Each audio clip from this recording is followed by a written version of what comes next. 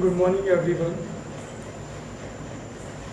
तो आज का हमारा टॉपिक है कि how to calculate beta error. हमें इस प्रॉब्लम में बीटा एरर निकालना है कि बीटा एरर क्या होगा।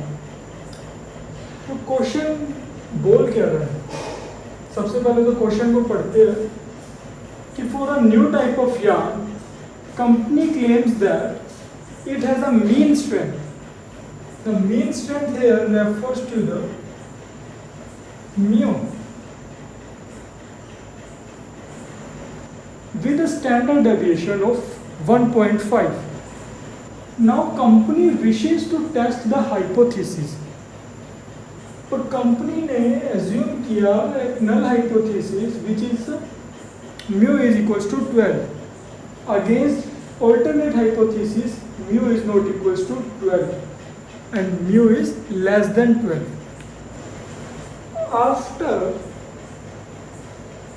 hypothesis, company states that the mean strength will become 11.25 gram force per tax. पहले 12 थी और बाद में 11.25 हो गई। तो हमें बीटा एरर बताना है कि बीटा एरर कितना होगा। अगर मैं इस गिवन पैरामीटर्स का नॉर्मल डिस्ट्रीब्यूशन कर्व बनाऊं तो वो कैसा होगा। ये हमारा बेल शेप या फिर मैं कहूँ नॉर्मल डिस्ट्रीब्यूशन कर्व है जिसका जो सेंटर है वो म्यू को रिप्रेजेंट करेगा। म्यू है 12, इसका जो सिग्मा है वो है 1.5। तो ये है हमारा नॉर्मल डिस्ट्रीब्यूशन कर्व। और इसकी जो एक्स एक्सिस है, एक्स एक्सिस पे हमें एक्स बार से रिप्रेजेंटेशन हमारा नॉर्मल डिस्ट्रीब्यूशन ग्राफ। तो अब हमें हाइपोथेसिस क्या गिवन है, हाइपोथेसिस तो ये गिवन है। तो by the help of this we conclude the beta error कि बीटा एरर क्या हो। तो सबसे पहले हम अपना जो एक्चुअल पॉपुलेशन है जिसका मीन 12 है, एक्चुअल पॉपुलेशन जिसका मीन 12 है, वो नॉर्मल डिस्ट्रीब्यूशन ग्राफ मैं यहाँ पे पहले बना रहा हूँ, वो भी वाइट चौक से।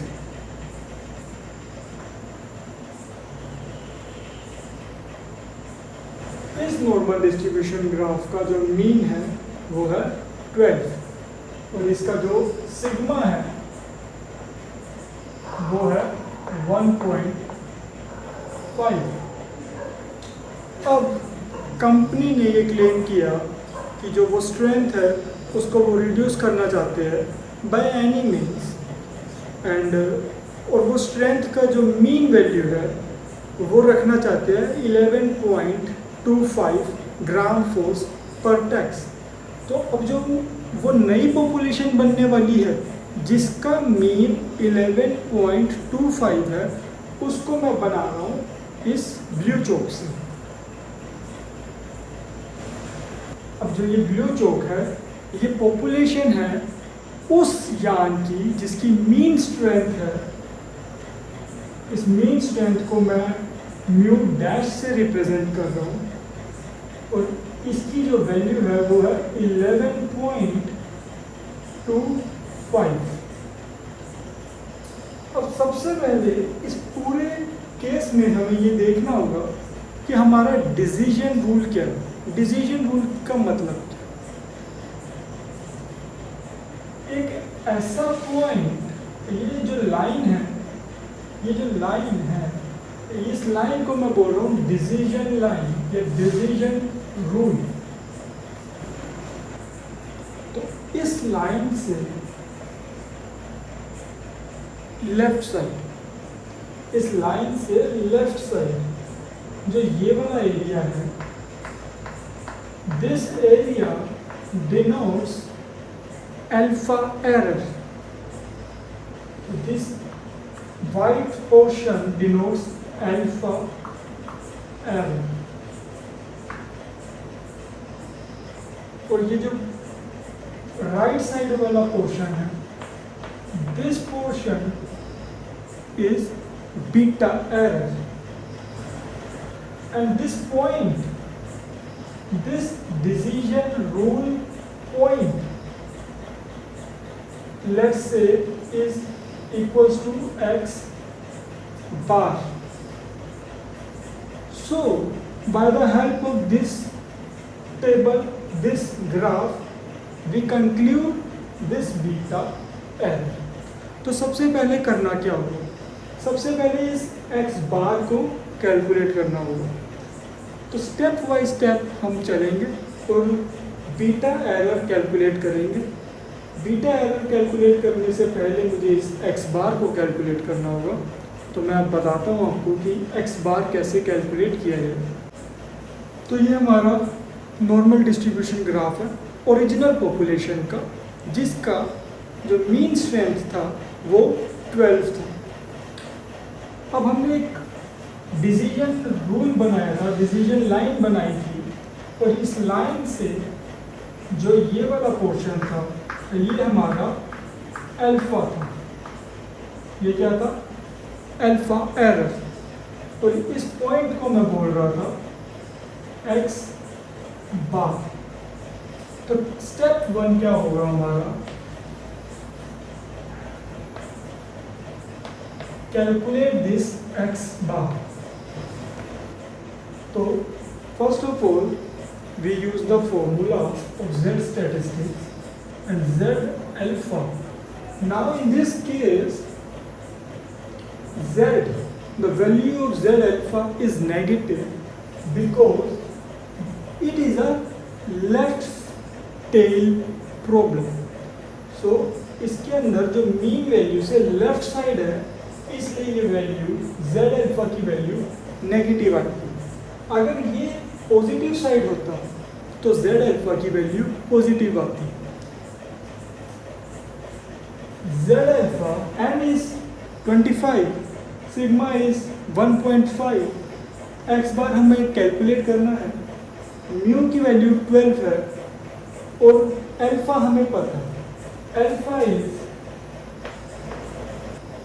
तो by the help of statistical table, bye the help of Z table, अगर हमें अल्फा गिवन है तो हम Z अल्फा की वैल्यू निकाल सकते हैं।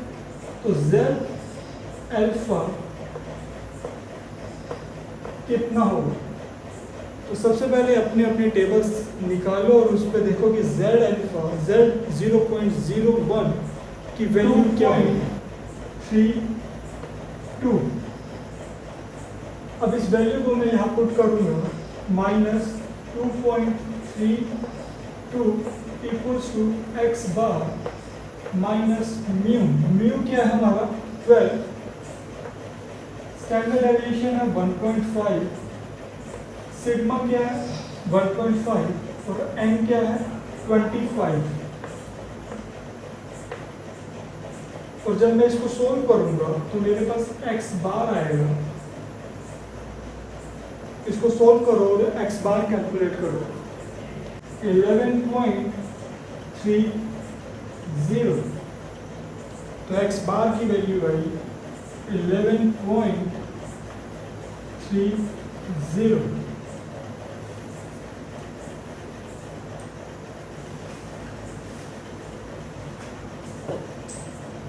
अब आगे देखते हैं कि बीटा एरर कैसे निकालें। अभी तो हमने एक्स बार निकाला है। Next step is to calculate the beta error.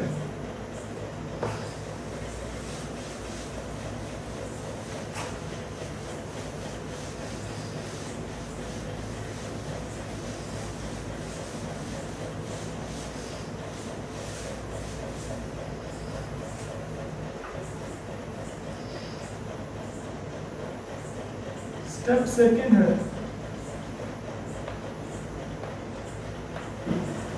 उसको मैंने ब्लू कलर के मार्कर से बनाया था, तो मैं इसको ब्लू कलर से बना रहा हूँ नई वाली पॉपुलेशन को।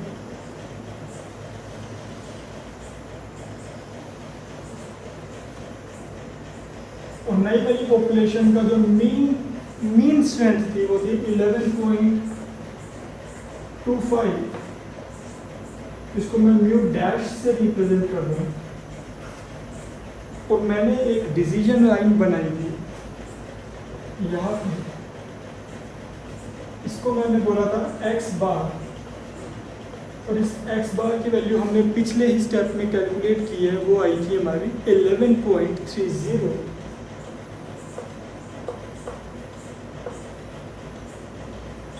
और ये हमारा बीटा एरर था और हमें इसी को अब क्या करना है, कैलकुलेट। ठीक है, तो सबसे पहले हम क्या करेंगे, bye the help of formula, और फॉर्मूला क्या है हमारा z बीटा। अब इस केस में z बीटा जो होगा, मैं बीटा एरर निकाल रहा हूँ इसलिए मैंने यहाँ पे बीटा लिख लिया। पिछले केस में मैंने अल्फा का यूज किया था इसलिए मैंने वहाँ पे अल्फा लिख लिया था, तो इससे कंफ्यूज मत होना। तो इस केस में ये जो z बीटा है वो हमारा मीन से राइट साइड है, इसलिए मैं इसको पॉजिटिव ले रहा हूँ। अगर ये नेगेटिव साइड होता तो मैं इसे नेगेटिव लेता। तो z बीटा क्या होगा, z बार माइनस म्यू, और म्यू क्या होगा, म्यू डैश, ये नई पॉपुलेशन का मीन लिया जाएगा यहाँ पे, divided by sigma under root n। अब यहाँ पे वैल्यूज पुट करूँगा, x बार पता है हमें, म्यू डैश पता है हमें, सिग्मा की वैल्यू 1.5 गिवन है हमें, n की वैल्यू 25 गिवन है हमें, तो हमें z बीटा की वैल्यू मिल जाएगी। तो कैलकुलेट करते x बार है 11.30 minus 11.25 divided by 1.5 under root 25। तो अभी इधर से मैं सब कुछ सोल्व करूंगा, तो z बीटा मेरे पास कितना है, सोल्व करो और बताओ। ऊपर बचेगा मेरे पास 0.05 और नीचे बचेगा 0.3। तो जब मैं इसको सोल्व करूँ ये आएगा 0.166। तो अब मुझे z बीटा पता चल गया 0.166। अब bye the help of statistical z table z beta की वैल्यू मुझे पता है, तो अब मैं वहाँ पे जाऊँगा और with respect to this z value beta को कंक्लूड करूँगा। तो by the help of statistical table तो बीटा की वैल्यू आई 0.4364, और अगर मैं परसेंटेज में बोलूँ तो इसको मैं 100 से मल्टीप्लाई कर दूंगा और 43.64% मेरा बीटा एरर होगा। तो approximately 44% is the beta error. तो होप सो आप सबको ये समझ में आया होगा। Thank you.